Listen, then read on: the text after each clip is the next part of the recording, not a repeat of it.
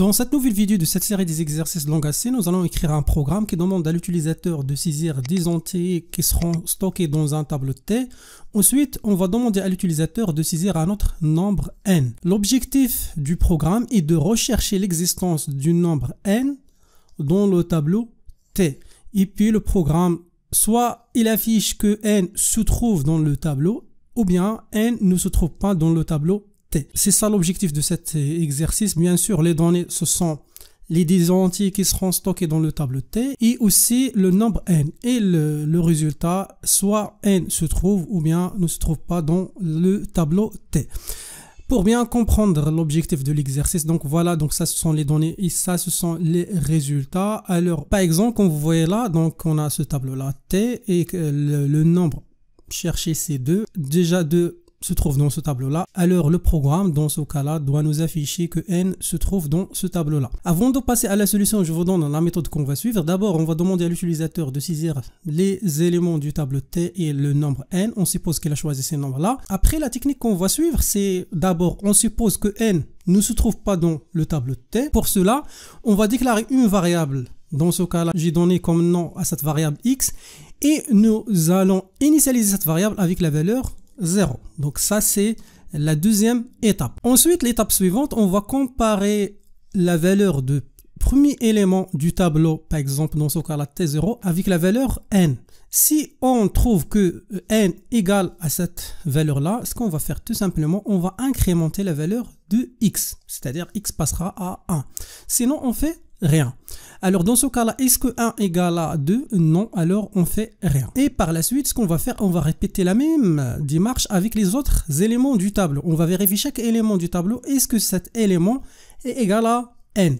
Si on trouve que l'élément est égal à n, tout simplement, on va incrémenter x. Sinon, on fait rien. Par exemple, dans ce cas, est-ce que 3 égale à n? Non, donc on fait rien. La même chose pour 4, 7... 11, donc jusqu'à 2. Dans ce cas-là, pour 2, 2 égale à 2. Alors tout simplement, x deviendra 1. Et après, pareil pour les autres éléments. Comme vous voyez là, nous pouvons passer d'un élément à l'autre à l'aide d'une boucle for. Donc nous pouvons utiliser une boucle for qui va aller de cet élément jusqu'à cet élément. Et à l'intérieur de cette boucle, on va faire tout simplement la vérification de cette condition. Par exemple, si on utilise l'indice i, donc là, on va vérifier la valeur de n avec ti. Après l'exécution de toutes les itérations de cette boucle-là, l'étape suivante, bien sûr, sera de vérifier la valeur de x. Donc après la fin du boucle. Si la valeur de x toujours égale à 0, alors dans ce cas-là, on va afficher le message suivant, n ne se trouve pas dans le tableau.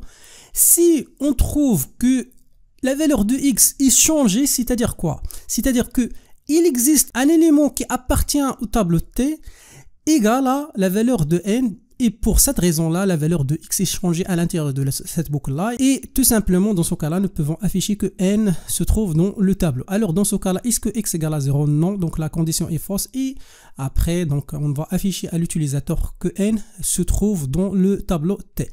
Maintenant, nous allons passer à CodeBlocks pour traduire cette méthode. La première chose, comme l'habitude, c'est la déclaration du tableau T. Alors, T avec des éléments. Ensuite, l'étape suivante, c'est la déclaration des autres variables, la variable i, la variable n et la variable x qu'on a vu au niveau de l'explication. Alors, la première chose, on va demander à l'utilisateur de saisir les éléments du tableau T. Et après, on va utiliser la boucle for. Donc, pour nous, la boucle for va commencer à partir de i égale à 0, c'est-à-dire le premier élément du tableau, i inférieur strictement à 10, et puis i++. Après donc la phase suivante, on va afficher un petit message d'abord à l'utilisateur. Alors là, t entre deux crochets, donc le pourcentage d pour afficher t1, t2, ainsi de suite. Donc là, la valeur de i plus 1 pour commencer à partir de 1, puisque i commence à partir de 0 dans ce cas-là. Et après, on va utiliser la fonction scanf pour récupérer la valeur saisie par l'utilisateur, l'adresse de t, dans ce cas-là, i.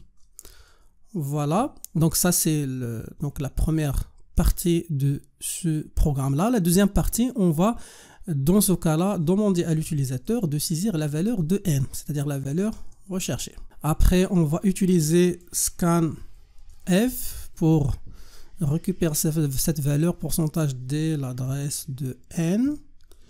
Et puis, on va supposer que x égale à 0. On suppose que dans ce cas-là, que la valeur de n ne se trouve pas dans ce tableau-là. Et après, on va voir les éléments de ce tableau-là. Est-ce qu'il y a un élément égal à la valeur de n? Donc, jusqu'à 10 et plus. Alors, pour cela, on va exécuter une condition. Donc, f, ti, donc égal à n. Donc, si la valeur, ou bien un élément du tableau t égale à n, dans ce cas-là, on va incrémenter la valeur de x. Et après, la dernière chose de ce programme-là, donc on va voir est-ce que la valeur de x est égale à 0.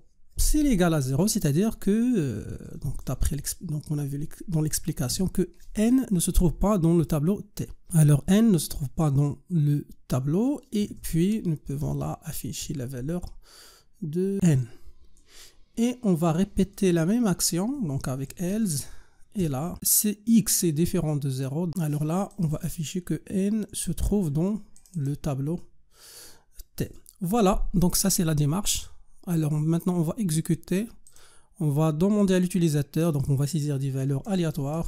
Voilà, donc ça c'est le dernier élément normalement. Après, on va chercher une valeur. On suppose qu'on va chercher la valeur -3. Donc normalement, -3 se trouve dans le tableau. Voilà, se trouve dans le tableau.